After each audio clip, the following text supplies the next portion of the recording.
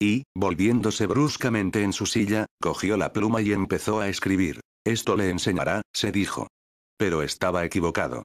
Porque Bernard salió de su despacho cerrando de golpe la puerta tras de sí, crecido, exultante ante el pensamiento de que se hallaba solo, enzarzado en una lucha heroica contra el orden de las cosas, animado por la embriagadora conciencia de su significación e importancia individual. Ni siquiera la amenaza de un castigo le desanimaba. Más bien constituía para él un estimulante. Se sentía lo bastante fuerte para resistir y soportar el castigo, lo bastante fuerte hasta para enfrentarse con Islandia. Y esta confianza era mayor cuanto que, en realidad, estaba íntimamente convencido de que no debería enfrentarse con nada de aquello. A la gente no se la traslada por cosas como aquellas. Islandia no era más que una amenaza. Una amenaza sumamente estimulante. Avanzando por el pasillo, Bernard no pudo contener su deseo de silbotear una canción. Por la noche, en su entrevista con Watson, su versión de la charla sostenida con el director cobró visos de heroicidad. Después de lo cual, concluyó, me limité a decirle que podía irse al pasado sin fin, y salí del despacho. Y esto fue todo. Miró a Mols Watson con expectación, esperando su simpatía, su admiración. Pero Mols no dijo palabra, y permaneció sentado, con los ojos fijos en el suelo. Apreciaba a Bernard. Le agradecía el hecho de ser el único de sus conocidos con quien podía hablar de cosas que presentía que eran importantes. Sin embargo, había cosas, en Bernard, que le parecían odiosas. Por ejemplo, aquella fanfarronería. Y los estallidos de autocompasión con que la alternaba. Y su deplorable costumbre de mostrarse muy osado después de ocurridos los hechos, y de exhibir una gran presencia de ánimo, en ausencia. Odiaba todo esto, precisamente porque apreciaba a Bernard. Los segundos pasaban. El Mols seguía mirando al suelo. Y, súbitamente, Bernard, sonrojándose, se alejó. El viaje transcurrió sin el menor incidente.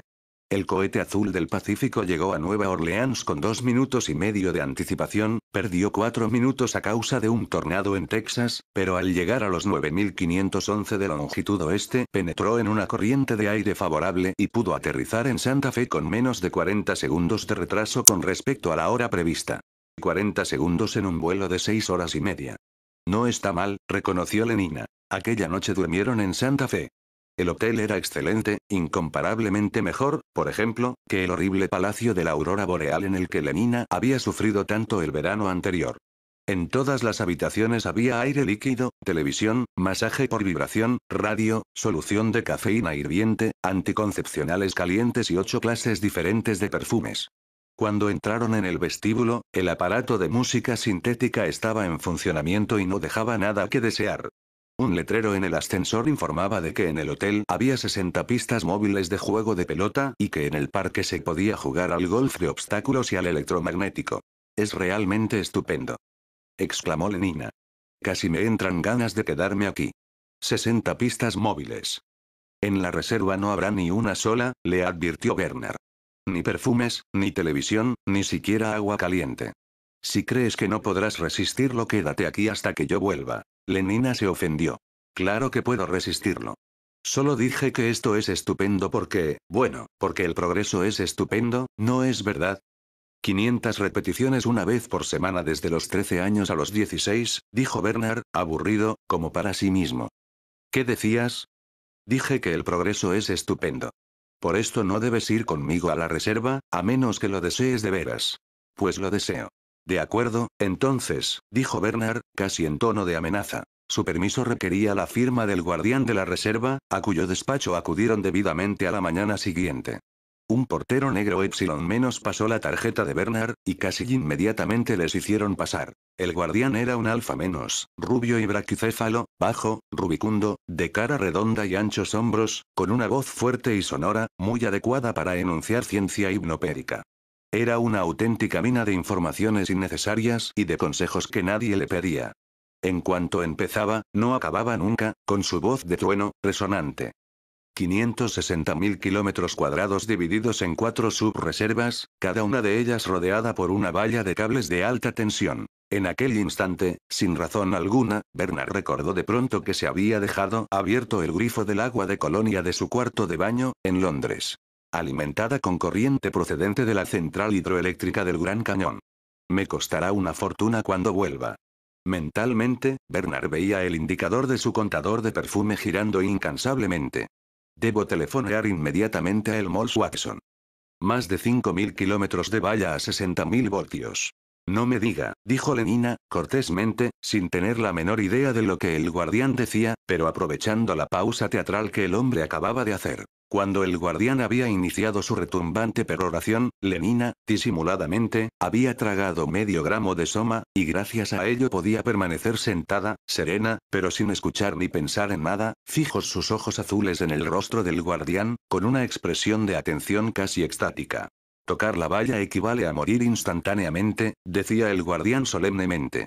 No hay posibilidad alguna de fugarse de la reserva para salvajes. La palabra fugarse era sugestiva.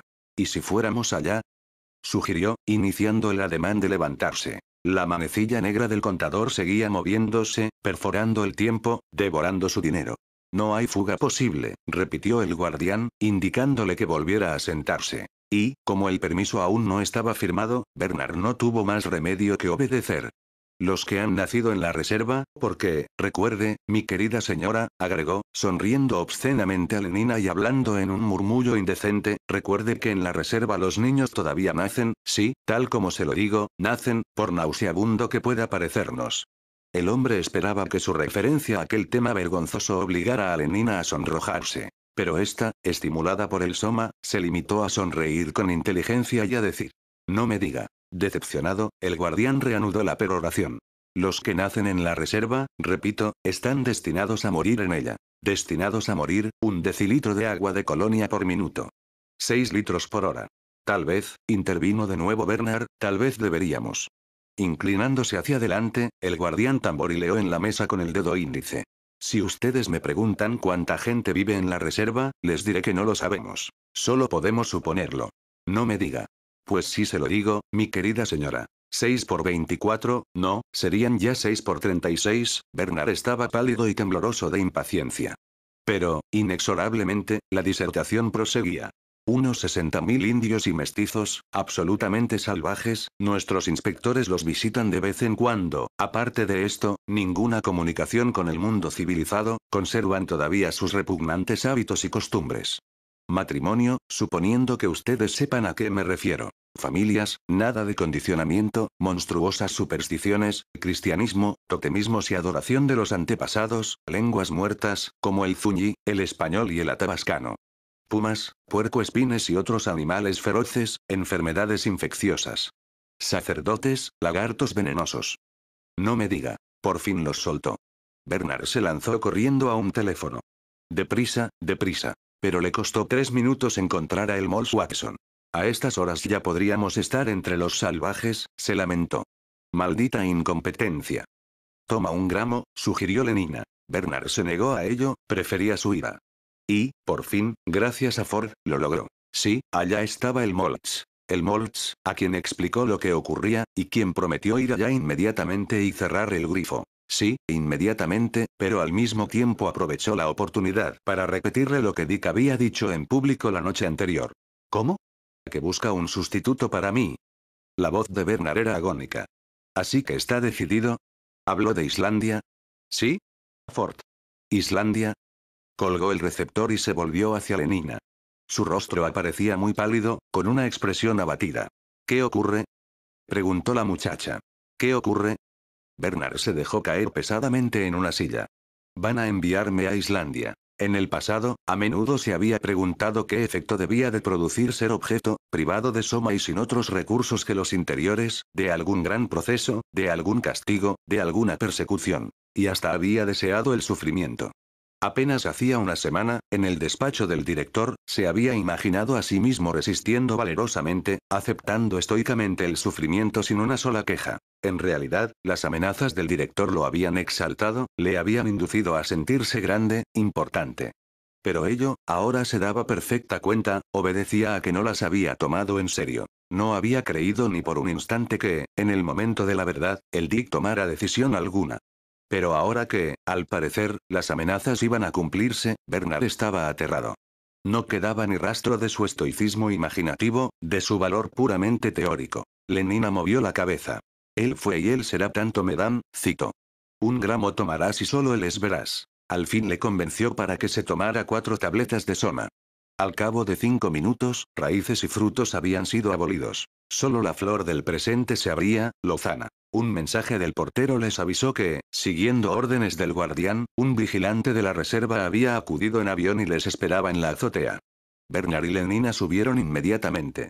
Un chabón de uniforme verde de gama les saludó y procedió a recitar el programa matinal. Vista panorámica de 10 o 12 de los principales pueblos, y aterrizaje para almorzar en el Valle de Malpaís. El parador era cómodo, y en el pueblo los salvajes probablemente celebrarían su festival de verano. Sería el lugar más adecuado para pasar la noche. Ocuparon sus asientos en el avión y despegaron. 10 minutos más tarde cruzaban la frontera que separaba la civilización del salvajismo. Subiendo y bajando por las colinas, cruzando los desiertos de sal o de arena, a través de los bosques y de las profundidades violeta de los cañones, por encima de despeñaderos, picos y mesetas llanas, la valla seguía ininterrumpidamente la línea recta, el símbolo geométrico del propósito humano triunfante. Y al pie de la misma, aquí y allá, un mosaico de huesos blanqueados o una carroña oscura, todavía no corrompida en el atezado suelo, señalaba el lugar donde un ciervo o un voraz pilote atraído por el tufo de la carroña y fulminado como por una especie de justicia poética, se habían acercado demasiado a los cables aniquiladores. Nunca escarmientan, dijo el piloto del uniforme verde, señalando los esqueletos que, debajo de ellos, cubrían el suelo. Y nunca escarmentarán, agregó riendo. Bernard también rió. Gracias a los 2 gramos de soma, el chiste, por alguna razón, se le antojó gracioso. Rió y después, casi inmediatamente, quedó sumido en el sueño, y, durmiendo, fue llevado por encima de Taos y Tesuco. De Nanda, Picores y Pojoaque, de Sia y Cochiti, de Laguna, Acoma y la Mesa Encantada, de Cíbola y Ojo Caliente, y despertó al fin para encontrar el aparato posado ya en el suelo, Lenina trasladando las maletas a una casita cuadrada, y el ochavón gama verde hablando incomprensiblemente con un joven indio. Malpaís, anunció el piloto, cuando Bernard se apeó. Esta es la hospedería. Y por la tarde habrá danza en el pueblo. Este hombre los acompañará. Y señaló al joven salvaje de aspecto adusto. Espero que se diviertan, sonrió. Todo lo que hacen es divertido. Con estas palabras, subió de nuevo al aparato y puso en marcha los motores. Mañana volveré. Y recuerde, agregó tranquilizadoramente, dirigiéndose a Lenina, que son completamente mansos. Los salvajes no les harán daño alguno. Tienen la suficiente experiencia de las bombas de gas para saber que no deben hacerles ninguna jugarreta. Riendo todavía, puso en marcha la hélice del autogiro, aceleró y partió. Capítulo 7. La altiplanicie era como un navío anclado en un estrecho de polvo leonado. El canal zigzagueaba entre orillas escarpadas, y de un muro a otro corría a través del valle una franja de verdor. El río y sus campos contiguos. En la proa de aquel navío de piedra, en el centro del estrecho, y como formando parte del mismo, se levantaba, como una excrescencia geométrica de la roca desnuda, el pueblo del Malpaís. Bloque sobre bloque, cada piso más pequeño que el inmediato inferior, las altas casas se levantaban como pirámides escalonadas y truncadas en el cielo azul. A sus pies yacía un batiburrillo de edificios bajos y una maraña de muros. En 3 de sus lados se abrían sobre el llano sendos precipicios verticales. Unas pocas columnas de humo ascendían verticalmente en el aire inmóvil y se desvanecían en lo alto. «Qué raro es todo esto», dijo Lenina. «Muy raro». Era su expresión condenatoria favorita. «No me gusta. Y tampoco me gusta este hombre», señaló al guía indio que debía llevarles al pueblo. Tales sentimientos, evidentemente, eran recíprocos. El hombre les precedía y, por tanto, solo le veían la espalda, pero aún ésta tenía algo de hostil.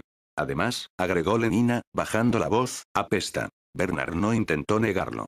Siguieron andando. De pronto fue como si el aire todo hubiese cobrado ritmo, y latiera, con el movimiento incansable de la sangre. Allá arriba, en Malpaís, los tambores sonaban. Involuntariamente, sus pies se adaptaron al ritmo de aquel misterioso corazón, y aceleraron el paso. El sendero que seguían los llevó al pie del precipicio.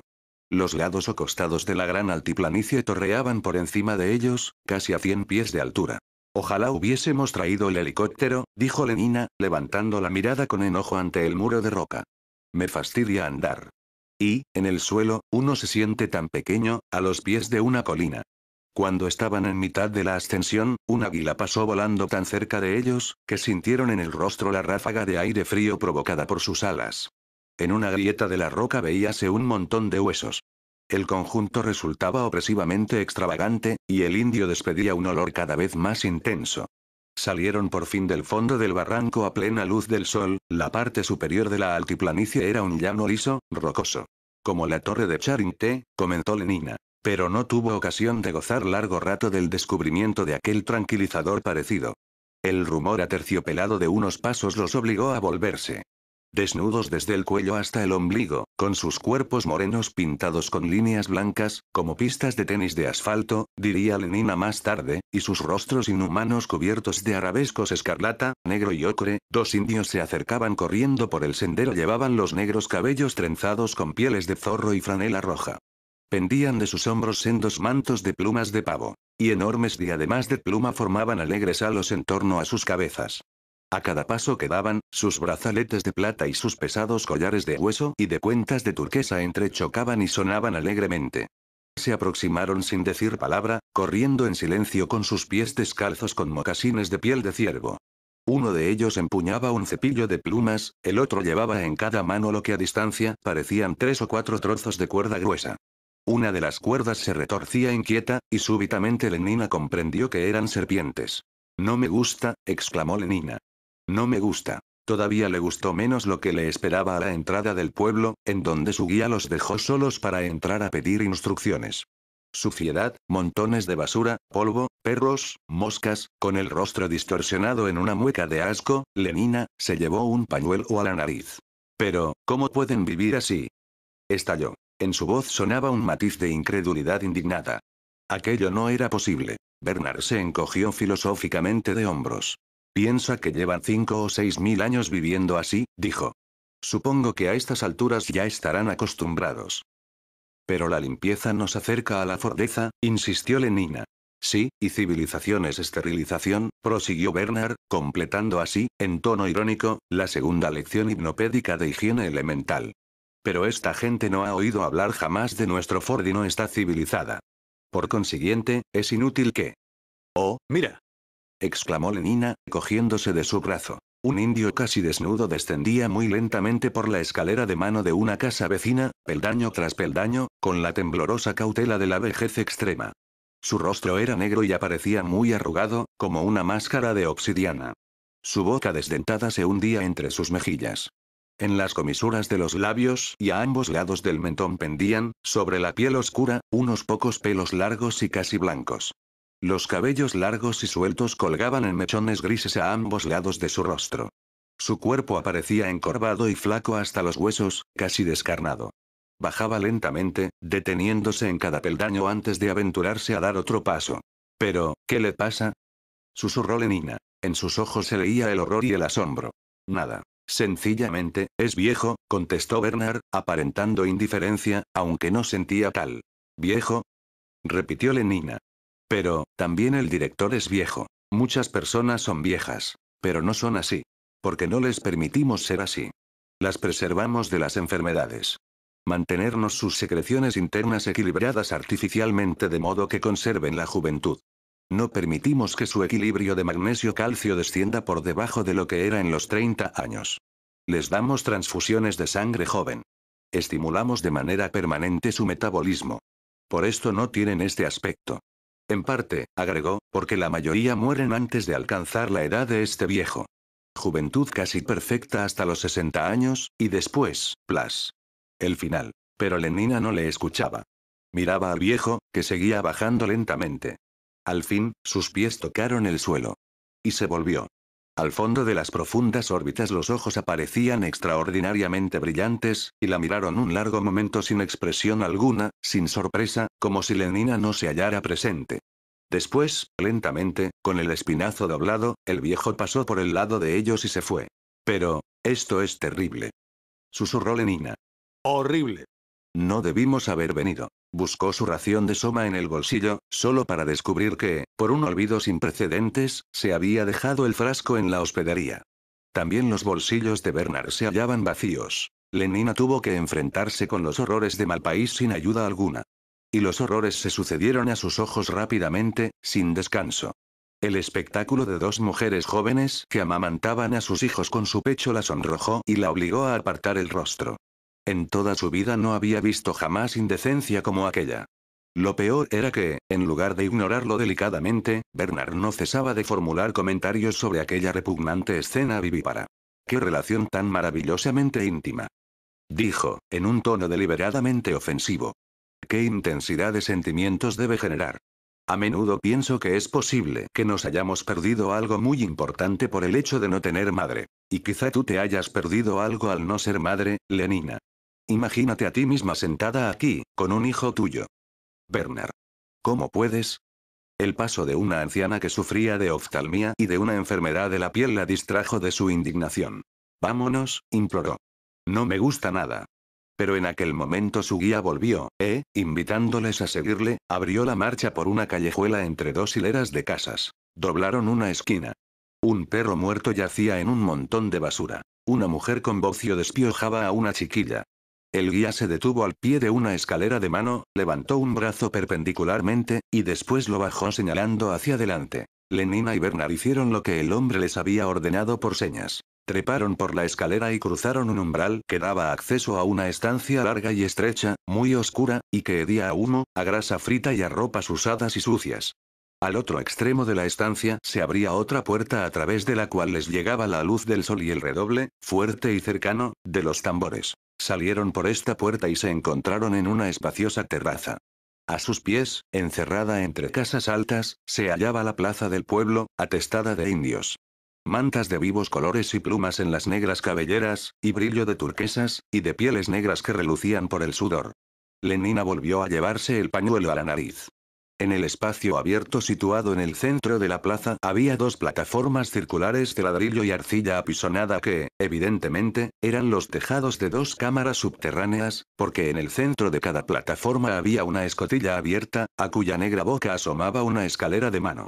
Por las dos escotillas salía un débil son de flautas casi ahogado por el redoble incesante de los tambores. Se produjo de pronto una explosión de cantos. Cientos de voces masculinas gritando briosamente al unísono, en un estallido metálico, áspero. Unas pocas notas muy prolongadas, y un silencio, el silencio tonante de los tambores. Después, aguda, en un chillido desafinado, la respuesta de las mujeres. Después, de nuevo los tambores. Y una vez más la salvaje afirmación de virilidad de los hombres. Raro, sí. El lugar era raro, y también la música, y no menos los vestidos, y los bocios y las enfermedades de la piel, y los viejos. Pero, en cuanto al espectáculo en sí, no resultaba especialmente raro. Me recuerda un canto de comunidad de casta inferior, dijo a Bernard. Pero poco después le recordó mucho menos aquellas inocentes funciones. Porque, de pronto, de aquellos sótanos circulares había brotado un ejército fantasmal de monstruos.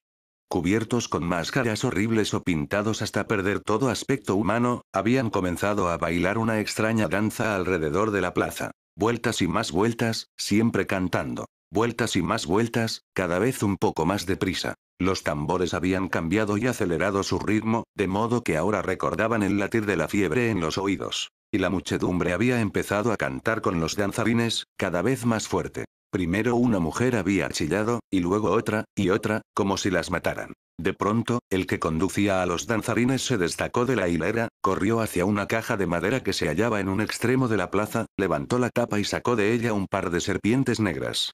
Un fuerte alarido brotó de la multitud, y todos los demás danzarines corrieron hacia él tendiendo las manos. El hombre arrojó las serpientes a los que llegaron primero y se volvió hacia la caja para coger más. Más y más, serpientes negras, pardas y moteadas, que iba arrojando a los danzarines. Después la danza se reanudó, con otro ritmo. Los danzarines seguían dando vueltas, con sus serpientes en las manos y serpenteando a su vez, con un movimiento ligeramente ondulatorio de rodillas y caderas. Vueltas y más vueltas.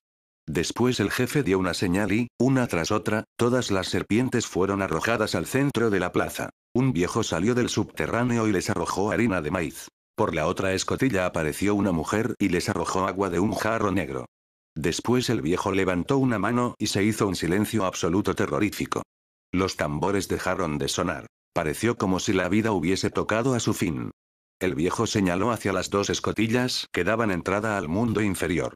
Y lentamente, levantadas por manos invisibles, desde abajo, emergieron, de una de ellas la imagen pintada de una águila, y de la otra de un hombre desnudo y clavado en una cruz. Emergieron y permanecieron suspendidas aparentemente en el aire, como si contemplaran el espectáculo. El anciano dio una palmada. Completamente desnudo, excepto una breve toalla de algodón blanca, un muchacho de unos 18 años salió de la multitud y quedóse de pie ante él, con las manos cruzadas sobre el pecho y la cabeza gacha. El anciano trazó la señal de la cruz sobre él y se retiró. Lentamente, el muchacho empezó a dar vueltas en torno del montón de serpientes que se retorcían. Había completado ya la primera vuelta y se hallaba en mitad de la segunda cuando, de entre los danzarines, un hombre alto, que llevaba una máscara de coyote y en la mano un látigo de cuero trenzado, avanzó hacia él. El muchacho siguió caminando como si no se hubiera dado cuenta de la presencia del otro. El hombre coyote levantó el látigo. Hubo un largo momento de expectación. Después, un rápido movimiento, el silbido del látigo y su impacto en la carne. El cuerpo del muchacho se estremeció, pero no despegó los labios y reanudó la marcha, al mismo paso lento y regular. El coyote volvió a golpear, una y otra vez. Cada latigazo provocaba primero una suspensión y después un profundo gemido. De la muchedumbre. El muchacho seguía andando. Dio 2 vueltas, 3, 4. La sangre corría. 5 vueltas, 6. De pronto, Lenina se tapó la cara con las manos y empezó a sollozar. Oh, basta, basta. Imploró. Pero el látigo seguía cayendo, inexorable. 7 vueltas. De pronto el muchacho vaciló, y, sin exhalar gemido alguno, cayó de cara al suelo. Inclinándose sobre él, el anciano le tocó la espalda con una larga pluma blanca, la levantó en alto un momento, roja de sangre, para que el pueblo la viera, y la sacudió 3 veces sobre las serpientes. Cayeron unas pocas gotas, y súbitamente los tambores estallaron en una carrera loca de notas. Y se oyó un grito unánime de la multitud. Los danzarines saltaron hacia adelante, recogieron las serpientes y huyeron de la plaza. Hombres, mujeres y niños, todos corrieron en pos de ellos. Un minuto después la plaza estaba desierta. Solo quedaba el muchacho, cara al suelo, en el mismo sitio donde se había desplomado, inmóvil. 3 ancianas salieron de una de las casas, y, no sin dificultad, lo levantaron y lo entraron en ella. El águila y el hombre crucificado siguieron montando la guardia un rato ante la plaza desierta. Después, como si ya hubiesen visto lo suficiente, se hundieron por las escotillas y desaparecieron en el seno de su mundo subterráneo. Lenina todavía sollozaba. ¡Qué horrible! Repetía una y otra vez, ante los vanos consuelos de Bernard. ¡Qué horrible! Esa sangre. Se estremeció. Y no tener ni un gramo de soma. En la habitación interior se oyeron unos pasos. El atuendo del joven que salió a la terraza era indio. Pero sus trenzados cabellos eran de color pajizo, sus ojos azules, y su piel blanca, aunque bronceada por el sol. Hola. Buenos días, dijo el desconocido, en un inglés correcto, pero algo peculiar. Ustedes son civilizados, ¿verdad? ¿Vienen del otro sitio, de fuera de la reserva? Pero, ¿quién demonios? Empezó Bernard, asombrado. El joven suspiró y meneó la cabeza. El más desdichado de los caballeros, dijo.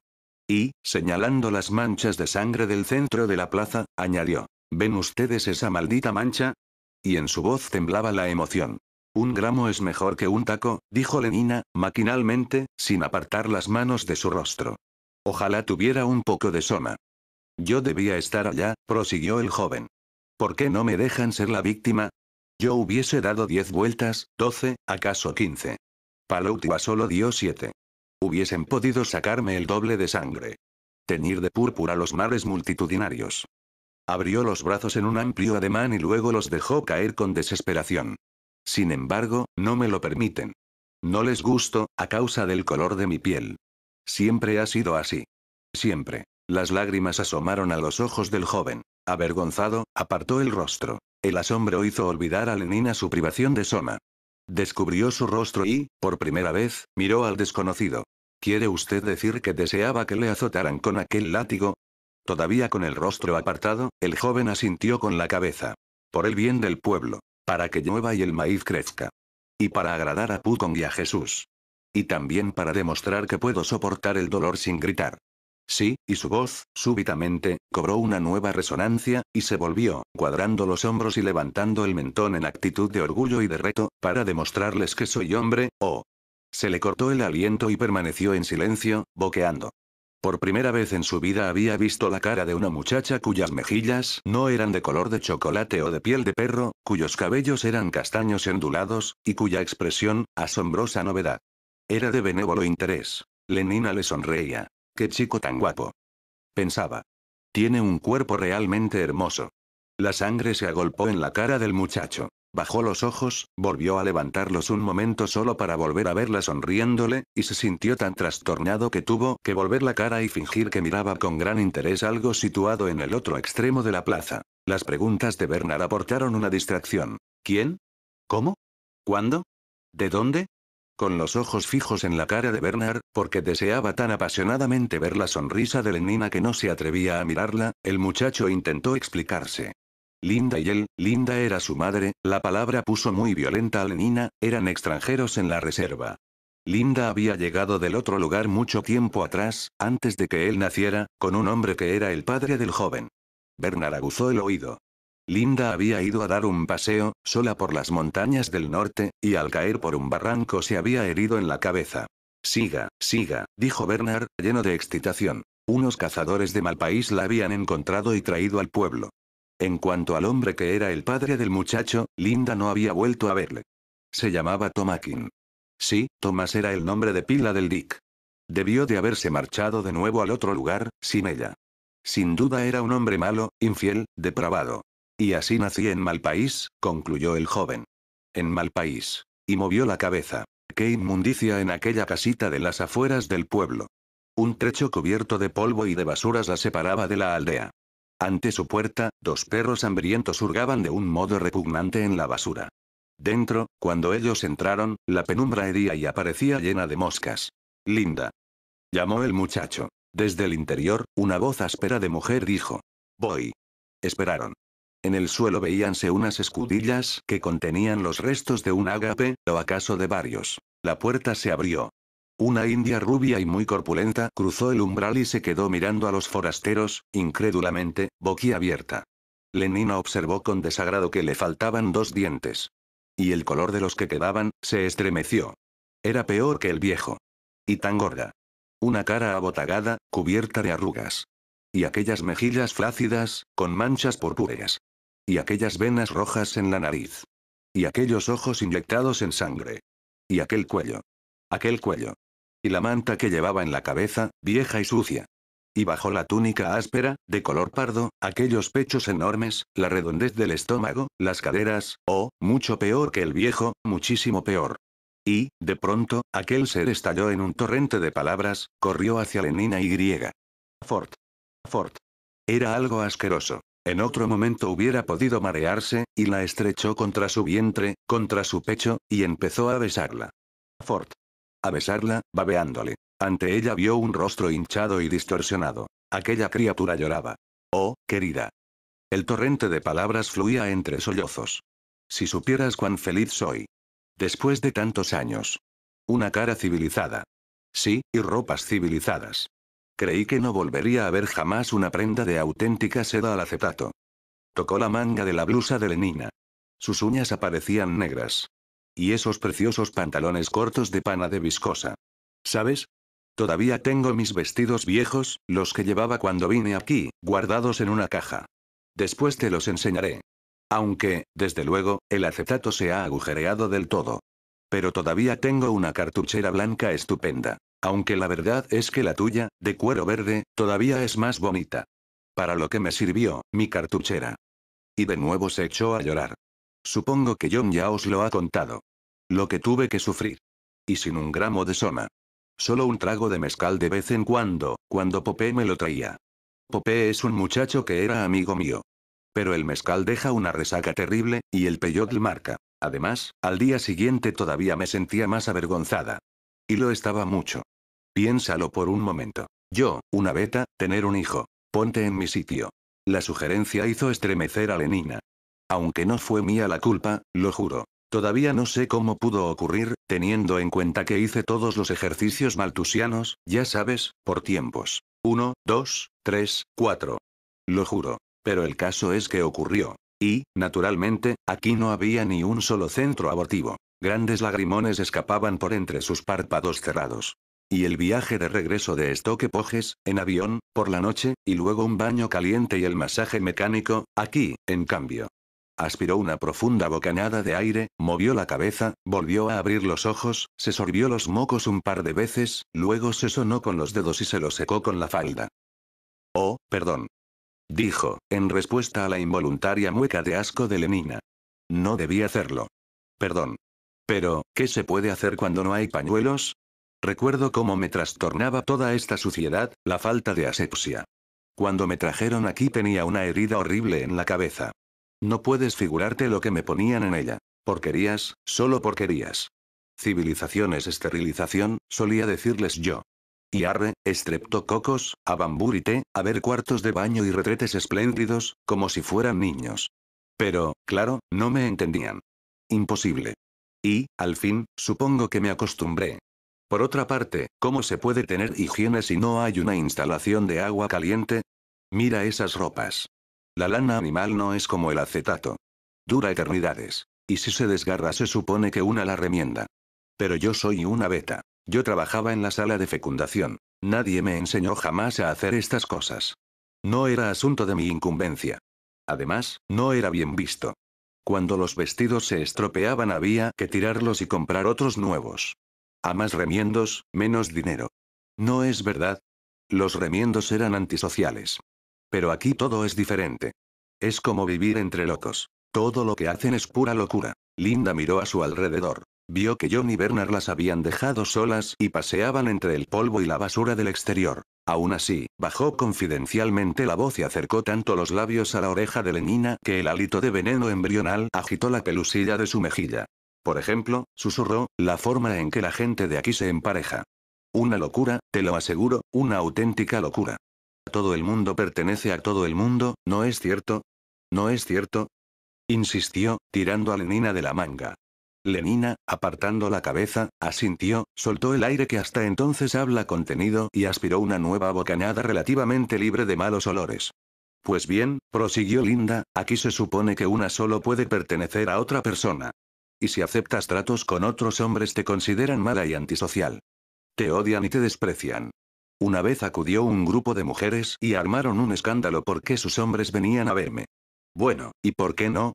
Y me pegaron la gran paliza, fue horrible. No, no puedo contártelo. Linda se tapó la cara con las manos y se estremeció. Son odiosas, las mujeres de aquí. Locas, locas y crueles. Y, desde luego, no saben nada de ejercicios maltusianos, ni de frascos, ni de decantación, ni de nada. Por esto constantemente tienen hijos. Como perras. Es asqueroso. Y pensar que yo, Ford.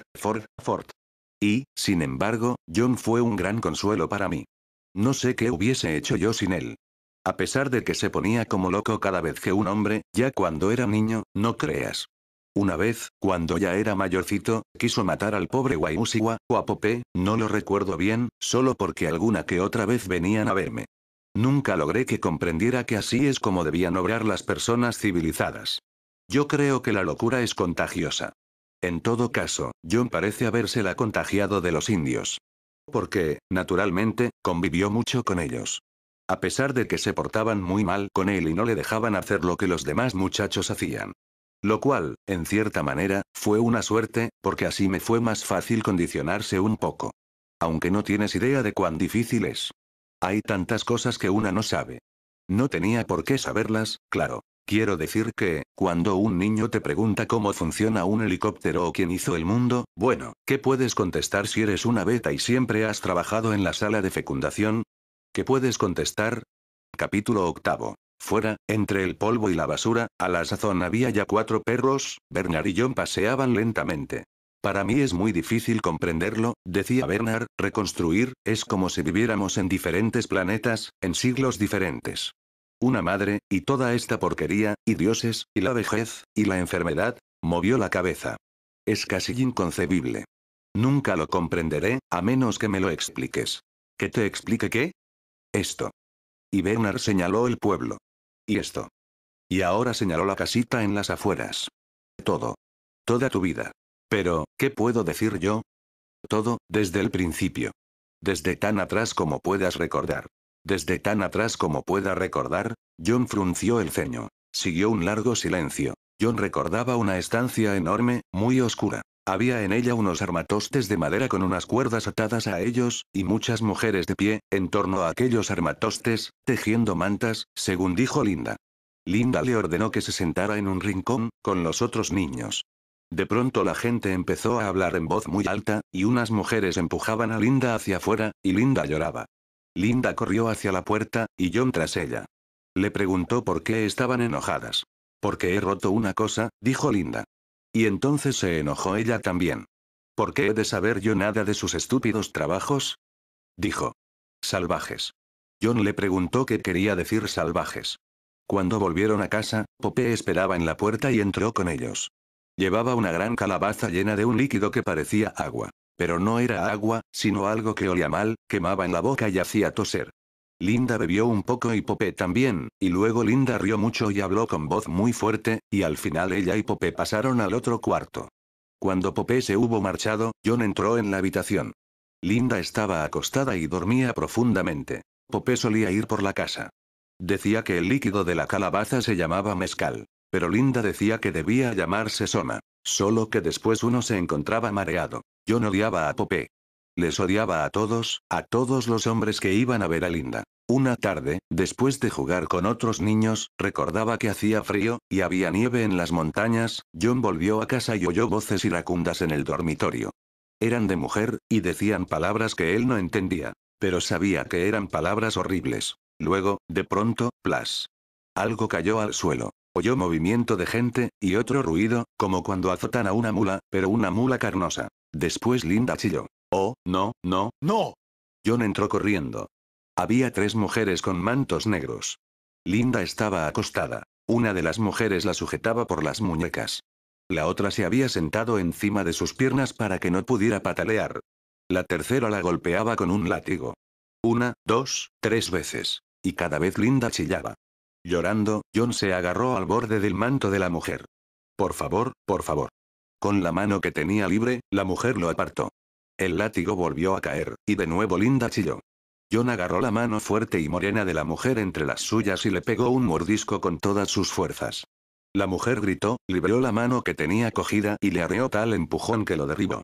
Cuando todavía estaba en el suelo, la mujer lo azotó 3 veces con el látigo.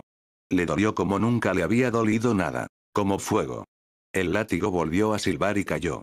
Pero esta vez chilló Linda. Pero, ¿por qué querían hacerte daño, Linda? Le preguntó aquella noche. John lloraba, porque las señales rojas del látigo en la espalda le dolían terriblemente. Pero también lloraba porque la gente era tan brutal y mala, y porque él solo era un niño y nada podía hacer contra ella. ¿Por qué querían hacerte daño, Linda? No lo sé. ¿Cómo puedo saberlo?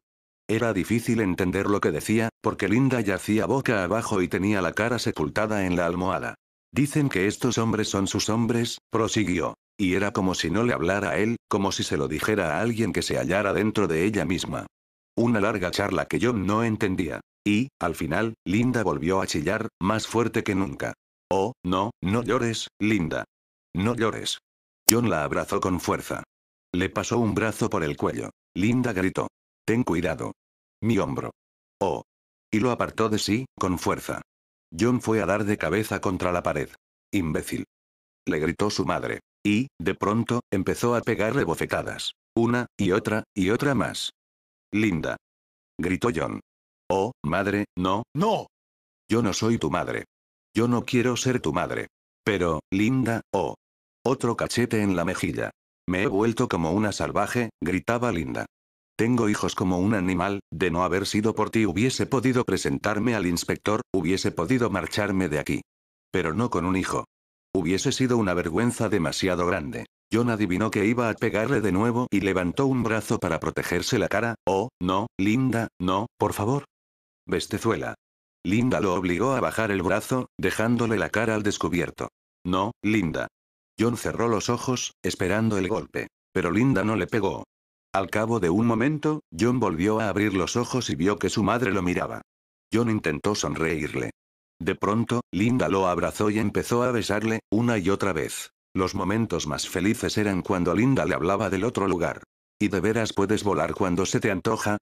¿De veras? Y Linda le contaba lo de la hermosa música que salía de una caja, y los juegos estupendos a que se podía jugar, y las cosas deliciosas de comer y de beber que había, y la luz que surgía con solo pulsar un aparatito en la pared, y las películas que se podían oír, palpar y ver, y otra caja que producía olores agradables, y las casas rosadas, verdes, azules y plateadas, altas como montañas, y todo el mundo feliz, y nadie triste ni enojado, y todo el mundo pertenecía a todo el mundo, y las cajas que permitía ver y oír todo lo que ocurría en el otro extremo del mundo, y los niños en frascos limpios y hermosos, todo limpísimo, sin malos olores, sin suciedad, y nadie solo, sino viviendo todos juntos, alegres y felices, algo así como en los bailes de verano de Malpaís, pero mucho más felices, porque su felicidad era de todos los días, de siempre. John la escuchaba embelesado.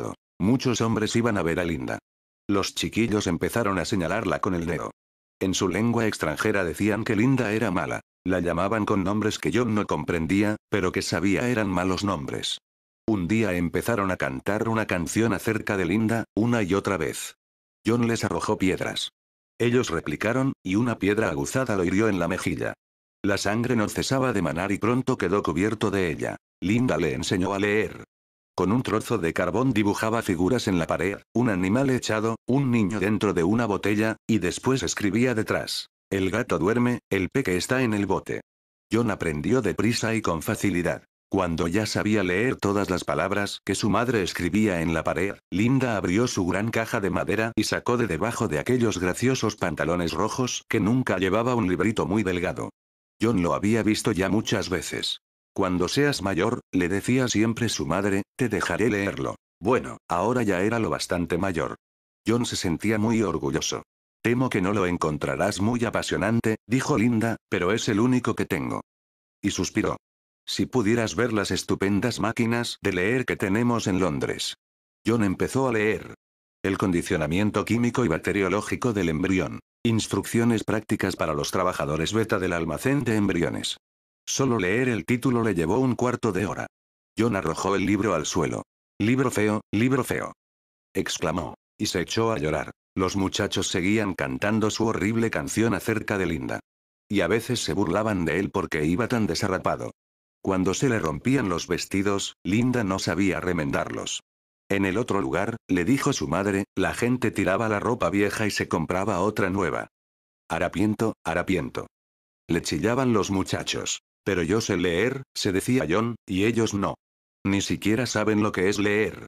No le era difícil, si se esforzaba en pensar en aquello, fingir que no le importaba que se burlaran de él.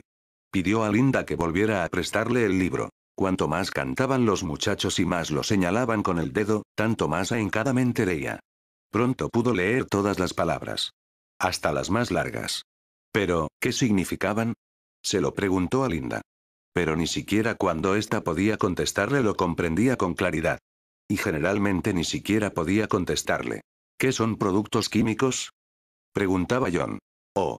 Cosas como sales de magnesio y alcohol para mantener a los deltas y los epsilones pequeños y retrasados, y carbonato de calcio para los huesos, y cosas por el estilo. Pero, ¿cómo se hacen los productos químicos, Linda? ¿De dónde salen? No lo sé. Se sacan de frascos. Y cuando los frascos quedan vacíos, se envía a buscar más al almacén químico. Supongo que la gente del almacén químico los fabrica. ¿O acaso van a buscarlos a la fábrica? No lo sé. Yo no trabajaba en eso. Yo estaba ocupada en los embriones. Y lo mismo ocurría con cualquier cosa que preguntara. Por lo visto, Linda apenas sabía nada. Los viejos del pueblo daban respuestas mucho más concretas. La semilla de los hombres y de todas las criaturas, la semilla del sol y la semilla de la tierra y la semilla del cielo, todo esto lo hizo Auona Huilona de la niebla desarrolladora. El mundo tiene 4 vientres. Y Auonax Vilona enterró las semillas en el más bajo de los 4 vientres. Y gradualmente las semillas empezaron a germinar. Un día, John calculó más tarde que ello debió de ocurrir poco después de haber cumplido los 12 años, llegó a casa y encontró en el suelo del dormitorio un libro que no había visto nunca hasta entonces. Era un libro muy grueso y parecía muy viejo. Los ratones habían roído sus tapas. Y algunas de sus páginas aparecían sueltas o arrugadas. John lo cogió y miró la portadilla. El libro se titulaba Obras completas de William Shakespeare. Linda yacía en la cama, bebiendo en una taza el hediondo mezcal. Popé lo trajo, dijo. Su voz sonaba estropajosa y áspera, como si no fuese la suya. Estaba en uno de los arcones de la quiva de los antílopes. Seguramente estaba allá desde hace cientos de años. Supongo que así es, porque le he echado una ojeada y solo dice tonterías. Un autor que estaba por civilizar.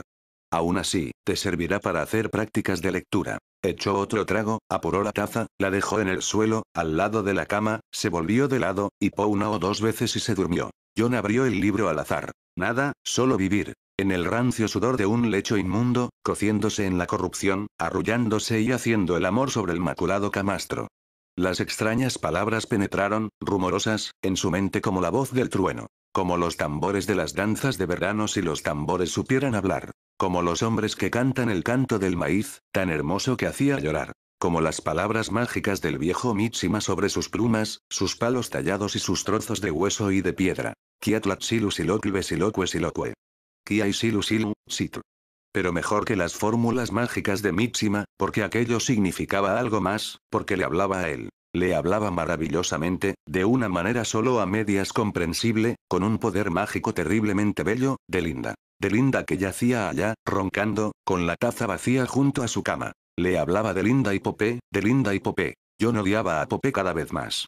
Un hombre puede sonreír y ser un villano. Un villano incapaz de remordimientos, traidor, cobarde, inhumano. ¿Qué significaban exactamente estas palabras?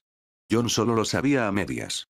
Pero su magia era poderosa, y las palabras seguían resonando en su cerebro, y en cierta manera era como si hasta entonces no hubiese odiado realmente a Popé. Como si no le hubiese odiado realmente porque nunca había sido capaz de expresar cuánto le odiaba. Pero ahora John tenía estas palabras que eran como tambores, como cantos, como fórmulas mágicas. Un día, cuando John volvió a casa, después de sus juegos, encontró abierta la puerta del cuarto interior y los vio yaciendo los dos en la cama, dormidos. La blanca Linda, y Popé, casi negro a su lado, con un brazo bajo los hombros de ella y el otro encima de su pecho, con una de sus trenzas negras sobre la blanca garganta de Linda, como una serpiente que quisiera estrangularla. En el suelo, junto a la cama, había la calabaza de Popé y una taza. Linda roncaba. John tuvo la sensación de que su corazón había desaparecido, dejando un hueco en su lugar. Sí, se sentía vacío. Vacío, y frío, y un tanto mareado, y como deslumbrado. Se apoyó en la pared para rehacerse un poco. Villano sin remordimientos, traidor cobarde, como tambores, como los hombres cuando cantan al maíz, como fórmulas mágicas, las palabras se repetían una y otra vez en su mente. John pasó del frío inicial a un súbito calor. Las mejillas, inyectadas en sangre, le ardían, la habitación vacilaba y se ensombrecía ante sus ojos. Rechinó los dientes. Lo mataré, lo mataré, lo mataré, empezó a decir. Y, de pronto, surgieron otras palabras. Cuando duerma, borracho, o esté enfurecido, o goce del placer incestuoso de la cama. La magia estaba de su parte, la magia lo explicaba todo y daba órdenes. John volvió al cuarto exterior. Cuando duerma, borracho, el cuchillo de cortar la carne estaba en el suelo, junto al hogar. John lo cogió y, de puntillas, se acercó de nuevo al umbral. Cuando duerma, borracho. Cuando duerma, borracho, cruzó corriendo la estancia y clavó el cuchillo, la sangre. 2 veces, mientras Popé despertaba de su sueño. Levantó la mano para volver a clavar el cuchillo, pero alguien le cogió la muñeca y, se la retorció. John no podía moverse, estaba cogido, y veía los ojillos negros de Popé, muy cerca de él, mirándole fijamente. John desvió la mirada. En el hombro izquierdo de Popé aparecían 2 cortes. Oh, mira, sangre. Gritaba Linda. Sangre. Nunca había podido soportar la vista de la sangre. Popé levantó la otra mano, para pegarme, pensó John. Se puso rígido para aguantar el golpe. Pero la mano lo cogió por debajo del mentón y le obligó a levantar la cabeza y a mirar a Popé a los ojos. Durante largo rato, horas y más horas. Y de pronto, no pudo evitarlo, John empezó a llorar. Y Popé se echó a reír. Anda, ve, dijo, en su lengua india. Ve, mi valiente Taiyuta. Y John corrió al otro cuarto, a ocultar sus lágrimas. Ya tienes 15 años, dijo el viejo Mitsima, en su lengua india. Te enseñaré a modelar la arcilla. En cuclillas, junto al río, trabajaron juntos. Ante todo, dijo Mitsima, cogiendo un terrón de arcilla húmeda entre sus manos, haremos una luna pequeña. El anciano aplastó el terrón dándole forma de disco, y después levantó sus bordes. La luna se convirtió en un bol. Lenta, torpemente, John imitó los delicados gestos del anciano. Una luna, una taza, y ahora una serpiente. Mitsima cogió otro terrón de arcilla y formó con él un largo cilindro flexible, lo dobló hasta darle la forma de un círculo perfecto y lo colocó encima del borde del bol. Después otra serpiente, y otra, y otra. Círculo tras círculo, Mitsima levantó los costados de la jarra. Era estrecha en la parte inferior, se hinchaba hacia el centro y volvía a estrecharse en la parte del cuello. Mitsima modelaba, daba palmaditas, acariciaba y rascaba la arcilla. Y al fin salió de sus manos el típico jarro de agua de mal país, si bien era de color blanco cremoso en lugar de negro, y blando todavía. La contrahecha imitación del jarro de Mitsima, obra de John, estaba a su lado. Mirando los dos jarros, John no pudo reprimir una carcajada. Pero el próximo será mejor, dijo. Y empezó a humedecer otro terrón de arcilla. Modelar, dar forma, sentir cómo sus dedos adquirían habilidad y fuerza le proporcionaba un placer extraordinario. Vitamina A, vitamina B, vitamina C, canturreaba, mientras trabajaba. La grasa está en el hígado, y el bacalao en el mar. Y también Mitsima cantaba. Una canción sobre la matanza de un oso. Trabajaron todo el día. Y el día entero estuvo lleno de una felicidad intensa, absorbente. El próximo invierno, dijo el viejo Mitsima, te enseñaré a construir un arco. John esperó largo rato delante de la casa. Y al fin terminaron las ceremonias que se celebraban en el interior. La puerta se abrió y ellos salieron. Primero Kotlu, con la mano derecha extendida, fuertemente cerrado el puño, como si guardara una joya preciosa. Le seguía Kiakime, también con la mano derecha extendida, pero cerrado el puño. Caminaban en silencio, y en silencio, detrás de ellos, seguían los hermanos, las hermanas, los primos y la gente mayor. Salieron del pueblo, cruzando la altiplanicie. Al llegar al borde del acantilado se detuvieron, cara al sol matutino. Kotlu abrió el puño. Viose en la palma de su mano una pulgarada de blanca harina de maíz. Kotlu le echó un poco de su aliento, pronunció unas palabras misteriosas y arrojó la harina, un puñado de polvo blanco, en dirección al sol. Kiakime hizo lo mismo. Después el padre de Kiakime avanzó un paso, y levantando un bastón litúrgico adornado con plumas, pronunció una larga oración y acabó arrojando el bastón en la misma dirección que había seguido la harina de maíz. Se acabó, dijo el viejo Mitsima en voz alta. Están casados. Bueno, dijo Linda, cuando se volvieron. Yo solo digo que no veo la necesidad de armar tanto alboroto por una insignificancia como esta. En los países civilizados, cuando un muchacho desea a una chica, se limita a... Pero, ¿a dónde vas, John? John no le hizo caso y echó a correr, lejos, muy lejos, donde pudiera estar solo. Se acabó. Las palabras del viejo Mitsima seguían resonando en su mente. Se acabó, en silencio, y desde lejos, pero violenta, desesperadamente, sin esperanza alguna John había amado a Kiakime. Y ahora, todo había acabado. John tenía 16 años. Cuando la luna fuese llena, en la quiva de los antílopes se revelarían muchos secretos, se ejecutarían muchos ritmos ocultos. Los muchachos bajarían a la quiva y saldrían de ella convertidos en hombres. Todos estaban un poco asustados y al mismo tiempo impacientes. Al fin llegó el día. El sol fue al ocaso y apareció la luna. John fue con los demás. Ante la entrada de la quiva esperaban unos hombres morenos. La escalera de mano descendía hacia las profundidades iluminadas con una luz rojiza. Ya los primeros habían empezado a bajar. De pronto, uno de los hombres avanzó, lo agarró por un brazo y lo sacó de la fila. John logró escapar de sus manos y volver a ocupar su lugar entre los otros. Esta vez el hombre lo agarró por los cabellos y le golpeó. Tú no, albino. El hijo de perra, no. Gritó otro hombre. Los muchachos rieron. Fuera. John todavía no se decidía a separarse del grupo. Fuera. Volvieron a gritar los hombres. Uno de ellos se agachó, cogió una piedra y se la arrojó. Fuera, fuera, fuera. Cayó sobre él un chaparrón de guijarros. Sangrando, John huyó hacia las tinieblas. De la quiva iluminada de rojo llegaba hasta él el rumor de unos cantos. El último muchacho había bajado ya la escalera. John se había quedado solo, fuera del pueblo, en la desierta llanura de la altiplanicie. A la luz de la luna, las rocas eran como huesos blanqueados. Abajo, en el valle, los coyotes aullaban a la luna. Los arañazos le escocían y los cortes todavía le sangraban. Pero no sollozaba por el dolor, sino porque estaba solo, porque lo habían arrojado, solo, a aquel mundo esquelético de rocas y luz de luna. Solo, siempre solo, decía el joven. Las palabras despertaron un eco quejumbroso en la mente de Bernard. Solo. También yo estoy solo, dijo, cediendo a un impulso de confianza. Terriblemente solo. ¿Tú? John parecía sorprendido. Yo creía que en el otro lugar, Linda siempre dice que allá nadie está solo. Bernard se sonrojó, turbado. Verás, dijo, tartamudeando y sin mirarle, yo soy bastante diferente de los demás, supongo. Si por azar uno es decantado diferente. Sí, esto es, asintió el joven. Si uno es diferente, se ve condenado a la soledad. Los demás le tratan brutalmente. ¿Sabes que a mí me han mantenido alejado de todo? Cuando los otros muchachos fueron enviados a pasar la noche en las montañas, donde deben soñar cuál es su respectivo animal sagrado, a mí no me dejaron ir con los otros. Ni me revelaron ninguno de sus secretos. Pero yo lo hice todo por mí mismo, agregó. Pasé 5 días sin comer absolutamente nada y una noche me marché solo a aquellas montañas. Bernard sonrió con condescendencia. ¿Y soñaste algo?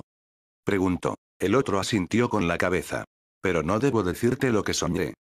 Guardó silencio un momento, y después, en voz baja, prosiguió. Una vez hice algo que ninguno de los demás ha hecho. Un mediodía de verano, permanecí apoyado en una roca, con los brazos abiertos, como Jesús en la cruz. ¿Pero por qué lo hiciste? Quería saber qué sensación producía ser crucificado. Colgar allá, al sol. ¿Pero por qué? ¿Por qué? Pues, vaciló. Porque sentía que debía hacerlo. Si Jesús pudo soportarlo, además, si uno ha hecho algo malo, por otra parte, yo no era feliz. Y esta era otra razón. A primera vista, parece una forma muy curiosa de poner remedio a la infelicidad, dijo Bernard. Pero, pensándolo mejor, llegó a la conclusión de que, a fin de cuentas, algo había en ello. Quizá fuese mejor que tomar soma. Al cabo de un rato me desmayé, dijo el joven. Caí boca abajo. ¿No ves la señal del corte que me hice? Se levantó el mechón de pelo rubio que le cubría la frente, dejando al descubierto una cicatriz pálida que aparecía en su sien derecha. Bernard miró y se apresuró a cambiar de tema. ¿Te gustaría ir a Londres con nosotros? Preguntó, iniciando así el primer paso de una campaña cuya estrategia había empezado a elaborar en secreto desde el momento en que, en el interior de la casucha, había comprendido quién debía ser el padre de aquel joven salvaje. ¿Te gustaría? El rostro del muchacho se iluminó. ¿Lo dices en serio? Claro. Es decir, suponiendo que consiguiera el permiso. ¿Y Linda también? Bueno. Bernard vaciló. Aquella odiosa criatura. No, era imposible. A menos que, de pronto, se le ocurrió a Bernard que la misma repulsión que Linda inspiraba podía constituir un buen triunfo. Pues, claro que sí. Exclamó, esforzándose por compensar su vacilación con un exceso de cordialidad. Pensar que pudiera realizarse el sueño de toda mi vida. ¿Recuerdas lo que dice Miranda? ¿Quién es Miranda? Pero, evidentemente, el joven no había oído la pregunta. Oh, maravilla. Decía. Sus ojos brillaban y su rostro ardía. Cuántas y cuán divinas criaturas hay aquí. Cuán bella humanidad. Su sonrojo se intensificó súbitamente. John pensaba en Lenina, en aquel ángel vestido de viscosa color verde botella, reluciente de juventud y de crema cutánea, llenita y sonriente. Su voz vaciló. Oh, maravilloso nuevo mundo. Empezó, pero de pronto se interrumpió. La sangre había abandonado sus mejillas. Estaba blanco como el papel. ¿Estás casado con ella? Preguntó. ¿Si estoy qué? Casado. ¿Comprendes? Para siempre. Los indios, en su lengua lo dicen así. Para siempre. Un lazo que no puede romperse. Oh, no, por Ford. Bernard no pudo por menos de reír. John rió también, pero por otra razón. Rió de pura alegría. Oh, maravilloso nuevo mundo. Repitió. Oh, maravilloso nuevo mundo que alberga tales criaturas. Vayamos allá. A veces hablas de una manera muy rara, dijo Bernard, mirando al joven con asombro y perplejidad. Por otra parte, ¿no sería más prudente que esperaras a ver ese nuevo mundo? Capítulo 9. Tras aquel día de absurdo y horror, Lenina consideró que se había ganado el derecho a unas vacaciones completas y absolutas. En cuanto volvieron a la hospedería, se administró 6 tabletas de medio gramo de soma, se echó en la cama, y al cabo de 10 minutos se había embarcado hacia la eternidad lunar. Por lo menos tardaría 18 horas en volver a la realidad. Entretanto, Bernard yacía meditabundo y con los ojos abiertos en la oscuridad. No se durmió hasta mucho después de la medianoche. Pero su insomnio no había sido estéril. Tenía un plan. Puntualmente, a la mañana siguiente, a las 10, el ochavón del uniforme verde se apeó del helicóptero. Bernard le esperaba entre las picas. Miss Crowne está de vacaciones de Soma, explicó. No estará de vuelta antes de las 5. Por tanto, tenemos 7 horas para nosotros. Podían volar a Santa Fe, realizar su proyecto y estar de vuelta en Malpaís mucho antes de que Lenina despertara. ¿Estará segura aquí?, preguntó. Segura como un helicóptero, le tranquilizó el ochavón. Subieron al aparato y despegaron inmediatamente. A las 10:34 aterrizaron en la azotea de la oficina de correos de Santa Fe. A las 10:37 Bernard había logrado comunicación con el despacho del interventor mundial, en Uiteal. A las 10:39 hablaba con el cuarto secretario particular. A las 10:44 repetía su historia al primer secretario, y a las 10:47 la voz grave, resonante, del propio Mustafa Mond sonó en sus oídos. He osado pensar, tartamudeó Bernard, que su fordería podía juzgar el asunto de suficiente interés científico. En efecto, juzgo el asunto de suficiente interés científico, dijo la voz profunda. Tráigase a esos 2 individuos a Londres con usted. Su fordería no ignora que necesitaré un permiso especial. En este momento, dijo Mustafa Mond, se están dando las órdenes necesarias al guardián de la reserva. Vaya usted inmediatamente al despacho del guardián. Buenos días, Mr. Marks. Siguió un silencio. Bernard colgó el receptor y subió corriendo a la azotea. El joven se hallaba ante la hospedería. Bernard. Llamó. Bernard. No hubo respuesta. Caminando silenciosamente sobre sus mocasines de piel de ciervo, subió corriendo la escalera e intentó abrir la puerta. Pero estaba cerrada. Se había marchado. Aquello era lo más terrible que le había ocurrido en su vida. La muchacha le había invitado a ir a verles, y ahora se habían marchado. John se sentó en un peldaño y lloró. Media hora después se le ocurrió echar una ojeada por la ventana. Lo primero que vio fue una maleta verde con las iniciales LC pintadas en la tapa. El júbilo se levantó en su interior como una hoguera. Cogió una piedra. El cristal roto cayó estrepitosamente al suelo. Un momento después, John se hallaba dentro del cuarto. Abrió la maleta verde, e inmediatamente se encontró respirando el perfume de Lenina, llenándose los pulmones con su ser esencial. El corazón le latía desbocadamente. Por un momento, estuvo a punto de desmayarse. Después, agachándose sobre la preciosa caja, la tocó, la levantó a la luz, la examinó. Las cremalleras del otro par de pantalones cortos de Lenina, de pana de viscosa, de momento le plantearon un problema que, una vez resuelto, le resultó una delicia. Cis. Y después zas. Cis. Y después zas. Estaba entusiasmado. Sus zapatillas verdes eran lo más hermoso que había visto en toda su vida. Desplegó un par de pantaloncillos interiores, se ruborizó y volvió a guardarlos inmediatamente. Pero besó un pañuelo de acetato perfumado y se puso una bufanda al cuello. Abriendo una caja, levantó una nube de polvos perfumados. Las manos le quedaron enharinadas.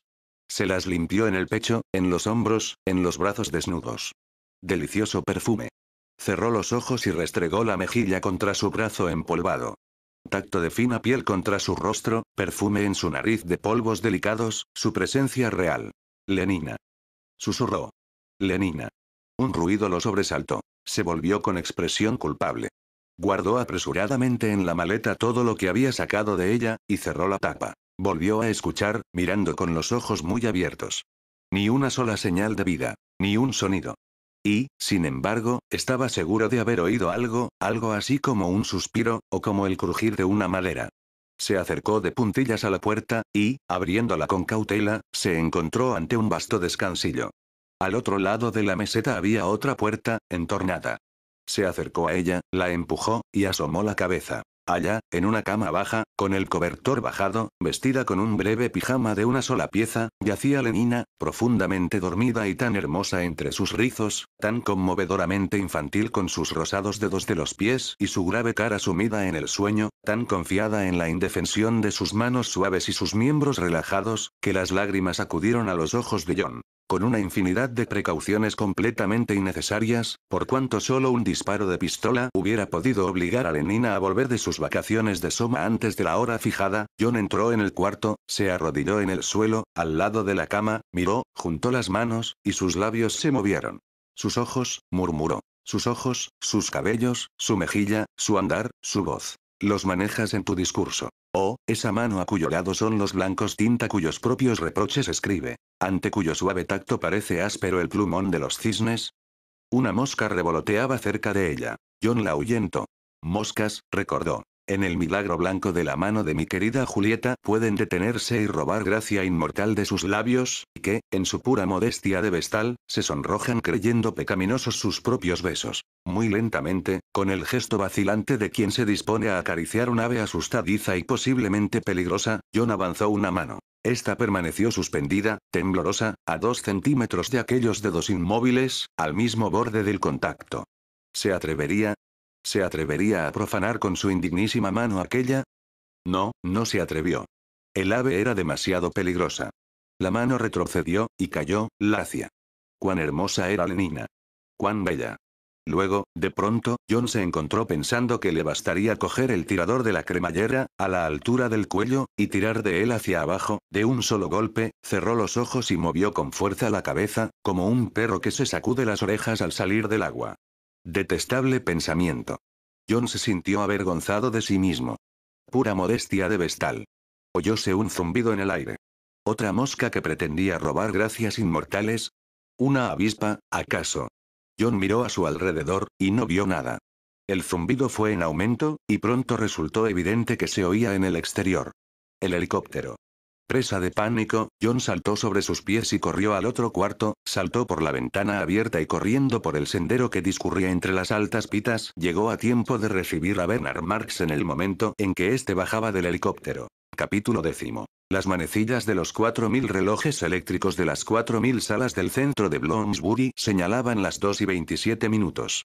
La industriosa colmena, como el director se complacía en llamarlo, se hallaba en plena fiebre de trabajo.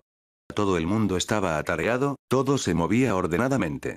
Bajo los microscopios, agitando furiosamente sus largas colas, los espermatozoos penetraban de cabeza dentro de los óvulos, y fertilizados, los óvulos crecían, se dividían, o bien, bocanouskificados, echaban brotes y constituían poblaciones enteras de embriones. Desde la sala de predestinación social las cintas sin fin bajaban al sótano, y allá, en la penumbra escarlata, calientes, cociéndose sobre su almohada de peritoneo y ahitos de sucedáneo de la sangre y de hormonas, los fetos crecían, o bien, envenenados, languidecían hasta convertirse en futuros epsilones.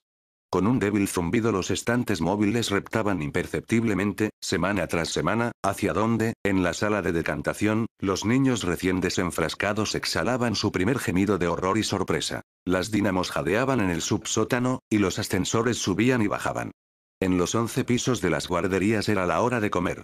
1800 niños, cuidadosamente etiquetados, extraían, simultáneamente, de 1800 biberones, su medio litro de secreción externa pasteurizada. Más arriba, en las 10 plantas sucesivas destinadas a dormitorios, los niños y niñas que todavía eran lo bastante pequeños para necesitar una siesta, se hallaban tan atareados como todo el mundo, aunque ellos no lo sabían, escuchando inconscientemente las lecciones hipnopédicas de higiene y sociabilidad, de conciencia de clases y de vida erótica.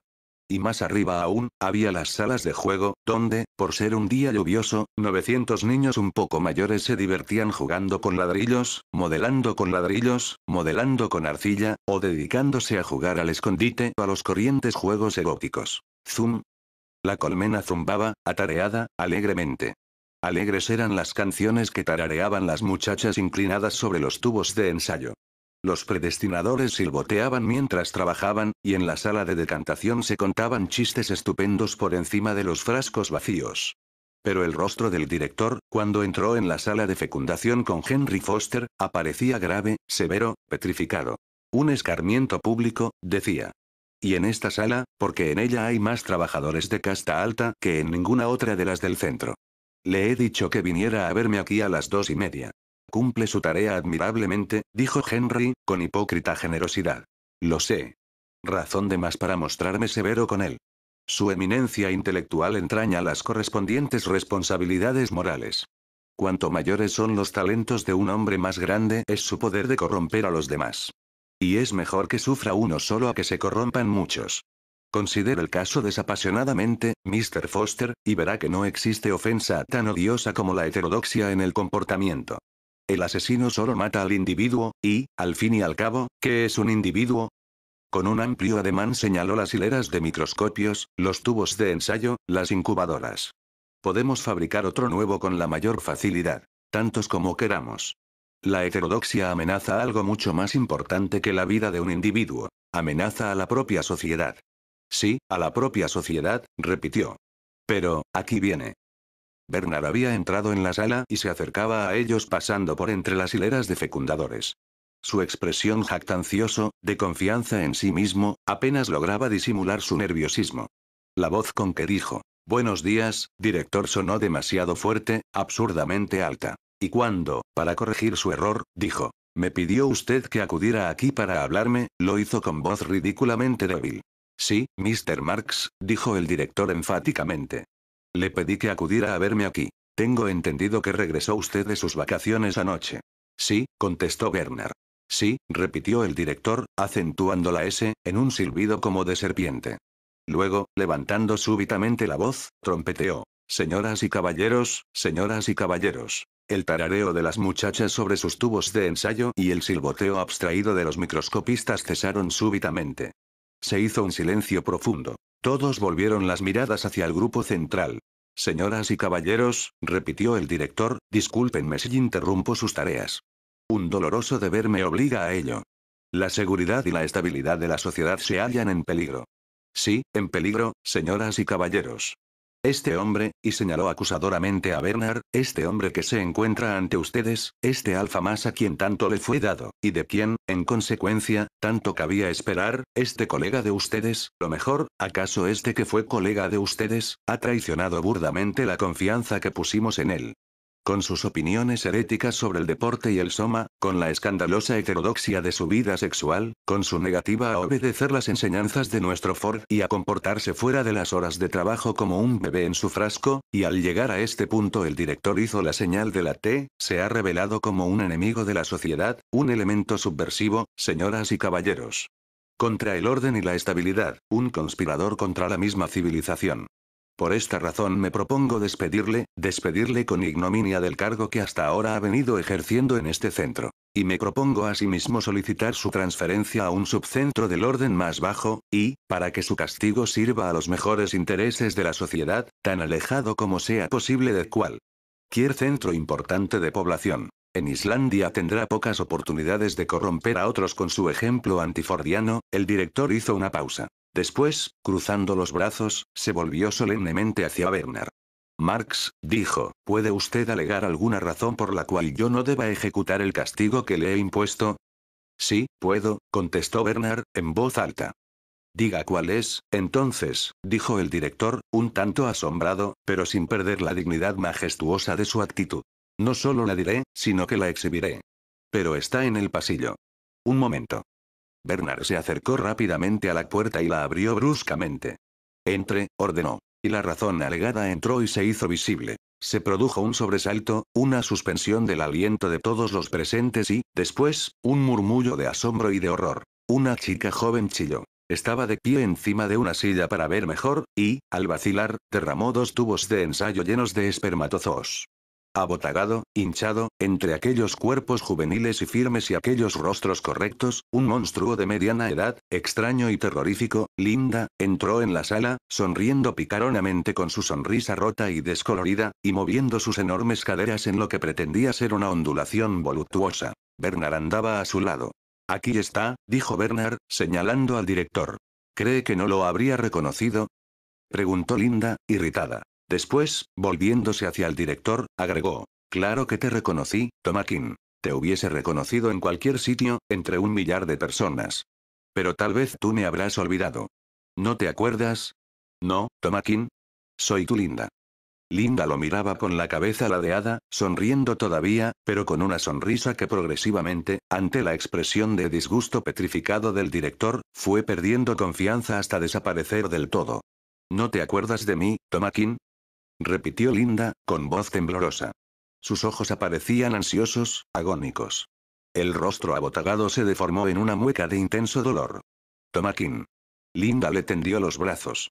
Algunos empezaron a reír por lo bajo. «¿Qué significa?», empezó el director, «esta monstruosa?» «Tomakin». Linda corrió hacia adelante, arrastrando tras de sí su manta, arrojó los brazos al cuello del director y ocultó el rostro en su pecho. Levantóse una incontenible oleada de carcajadas. «¿Esta monstruosa broma de mal gusto?», gritó el director. Con el rostro encendido, intentó desasirse del abrazo de la mujer, que se aferraba a él desesperadamente. Pero si soy linda, soy linda. Las risas ahogaron su voz. Me hiciste un crío. Chilló Linda, por encima del rugir de las carcajadas. Hubo un siseo súbito, de asombro. Los ojos vagaban incómodamente, sin saber a dónde mirar. El director palideció súbitamente, dejó de luchar, y, todavía con las manos en las muñecas de Linda, se quedó mirándola a la cara, horrorizado. Sí, un crío, y yo fui su madre. Linda lanzó aquella obscenidad como un reto en el silencio ultrajado. Después, separándose bruscamente de él, abochornada, se cubrió la cara con las manos, sollozando. No fue mía la culpa, Tomakin. Porque yo siempre hice mis ejercicios, ¿no es verdad? ¿No es verdad? Siempre, no comprendo cómo, si tú supieras cuán horrible fue, Tomakin. A pesar de todo, el niño fue un consuelo para mí. Y, volviéndose hacia la puerta, llamó, John. John entró inmediatamente, hizo una breve pausa en el umbral, miró a su alrededor, y después, corriendo silenciosamente sobre sus mocasines de piel de ciervo, cayó de rodillas a los pies del director y dijo en voz muy clara. Padre. Esta palabra, porque la voz padre, que no implicaba relación directa con el desvío moral que extrañaba el hecho de alumbrar un hijo, no era tan obscena como grosera. Era una incorrección más escatológica que pornográfica, la cómica suciedad de esta palabra alivió la tensión, que había llegado a hacerse insoportable. Las carcajadas estallaron, estruendosas, casi histéricas, encadenadas, como si no debieran cesar nunca. Padre. Y era el director. Padre. Oh, Ford. Era algo estupendo. Las risas se sucedían, los rostros parecían a punto de desintegrarse, y hasta los ojos se cubrían de lágrimas. Otros 6 tubos de ensayo llenos de espermatozoos fueron derribados. Padre. Pálido, con los ojos fuera de sus órbitas, el director miraba a su alrededor en una agonía de humillación enloquecedora. Padre. Las carcajadas, que habían dado muestras de desfallecer, estallaron más fuertes que nunca. El director se tapó los oídos con ambas manos y abandonó corriendo la sala. Capítulo 11. Después de la escena que había tenido lugar en la sala de fecundación, todos los londinenses de castas superiores se morían por aquella deliciosa criatura que había caído de rodillas ante el director de incubación y condicionamiento, o, mejor dicho, ante el exdirector, porque el pobre hombre había dimitido inmediatamente y no había vuelto a poner los pies en el centro, y le había llamado, el chiste era casi demasiado bueno para ser cierto. Padre. Linda, por el contrario, no tenía el menor éxito. Nadie tenía el menor deseo de ver a Linda.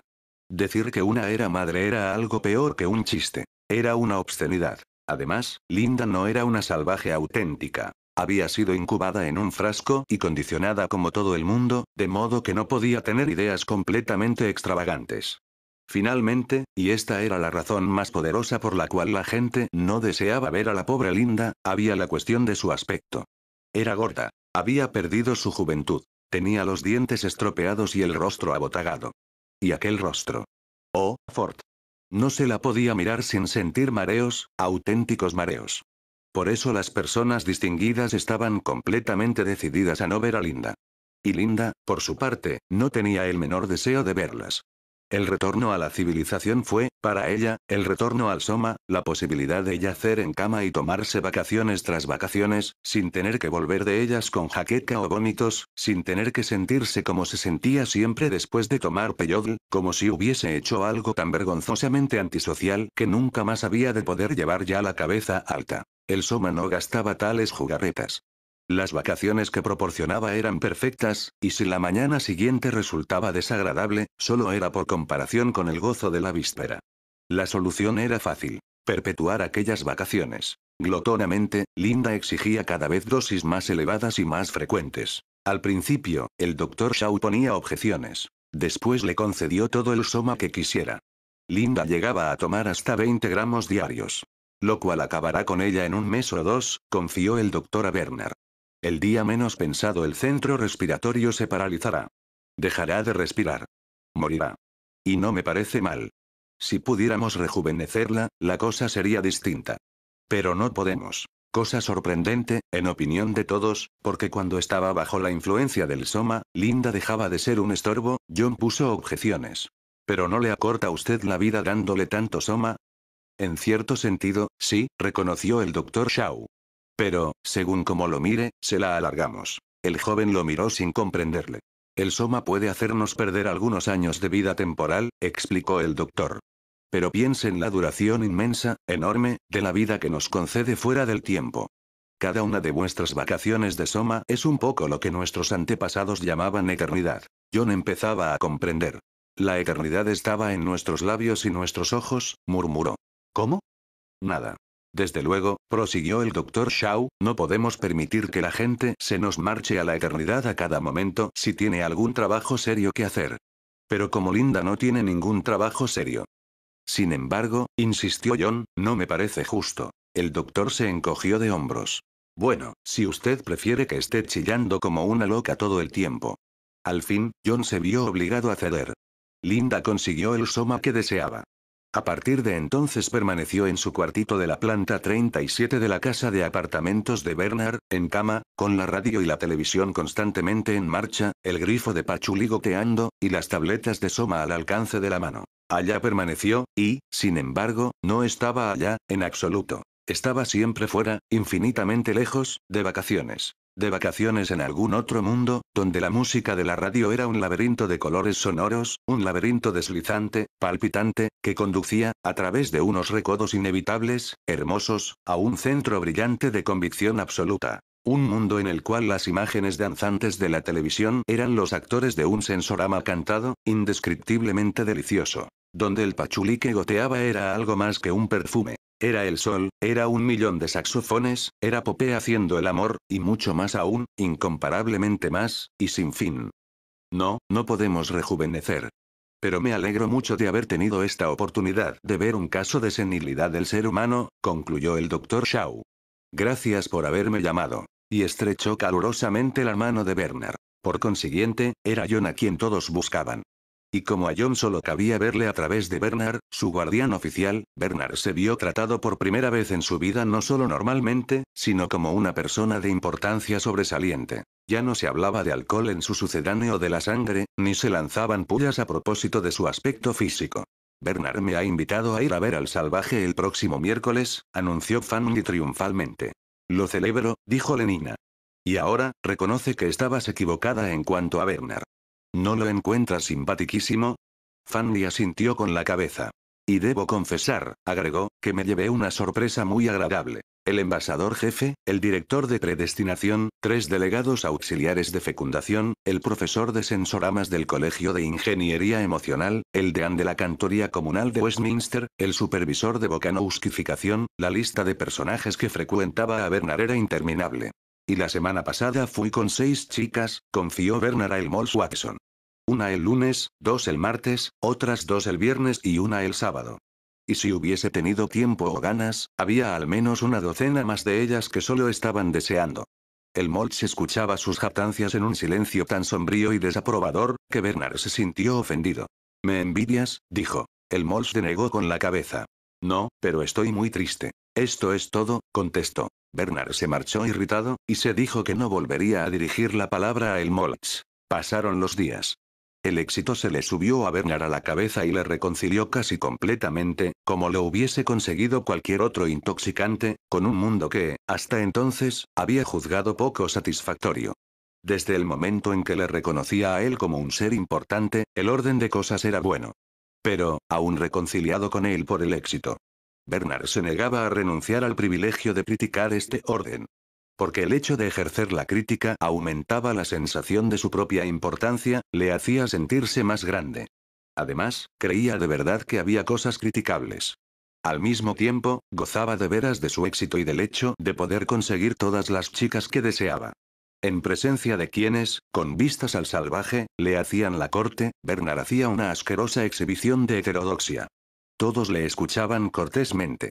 Pero, a sus espaldas, la gente movía la cabeza.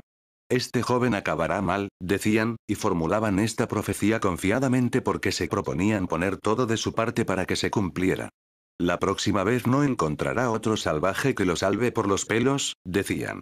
Pero, por el momento, había el primer salvaje. Valía la pena mostrarse corteses con Bernard. Más liviano que el aire, dijo Bernard, señalando hacia arriba. Como una perla en el cielo, alto, muy alto por encima de ellos, el globo cautivo del departamento meteorológico brillaba, rosado, a la luz del sol. Es preciso mostrar a dicho salvaje la vida civilizada en todos sus aspectos, decían las instrucciones de Bernard. En aquel momento le estaba enseñando una vista panorámica de la misma, desde la plataforma de la torre de Charing T. El jefe de la estación y el meteorólogo residente actuaban en calidad de guías. Pero Bernard llevaba casi todo el peso de la conversación. Embriagado, se comportaba exactamente igual que si hubiese sido, como mínimo, un interventor mundial en visita. Más liviano que el aire. El cohete verde de Bombay cayó del cielo. Los pasajeros se apearon. 8 mellizos dravídicos idénticos, vestidos de color caqui, asomaron por las 8 portillas de la cabina. Los camareros. 1250 kilómetros por hora, dijo solemnemente el jefe de la estación. ¿Qué le parece, Mr. Salvaje? John lo encontró magnífico. Sin embargo, dijo, Ariel podía poner un cinturón a la Tierra en 40 minutos. El salvaje, escribió Bernard en su informe a Mustafa Mond, muestra, sorprendentemente, escaso asombro o terror ante los inventos de la civilización. Ello se debe en parte, sin duda, al hecho de que había oído hablar de ellos a esa mujer llamada Linda, Sueme. Mustafa frunció el ceño. ¿Creerá ese imbécil que soy demasiado ñoño para no poder ver escrita la palabra entera? En parte porque su interés se haya concentrado en lo que él llama el alma, que insiste en considerar como algo enteramente independiente del ambiente físico. Por consiguiente, cuando intenté señalarle que el interventor se saltó las frases siguientes, y cuando se disponía a volver la hoja en busca de algo más interesante y concreto, sus miradas fueron atraídas por una serie de frases completamente extraordinarias. Aunque debo reconocer, leyó, que estoy de acuerdo con el salvaje en juzgar el infantilismo civilizado demasiado fácil o, como dice él, no lo bastante costoso. Y quisiera aprovechar esta oportunidad para llamar la atención de su fordería hacia. La ira de Mustafa Mond cedió el paso casi inmediatamente al buen humor. La idea de que aquel individuo pretendiera solemnemente darle lecciones a él, sobre el orden social, era realmente demasiado grotesca. El pobre tipo debía de haberse vuelto loco. Tengo que darle una buena lección, se dijo. Después echó la cabeza hacia atrás y soltó una fuerte carcajada. Por el momento, en todo caso, la lección podía esperar. Se trataba de una pequeña fábrica de alumbrado para helicópteros, filial de la Sociedad de Equipos Eléctricos. Les recibieron en la misma azotea, porque los efectos de la circular de recomendación del interventor eran mágicos, el jefe técnico y el director de elementos humanos bajaron a la fábrica.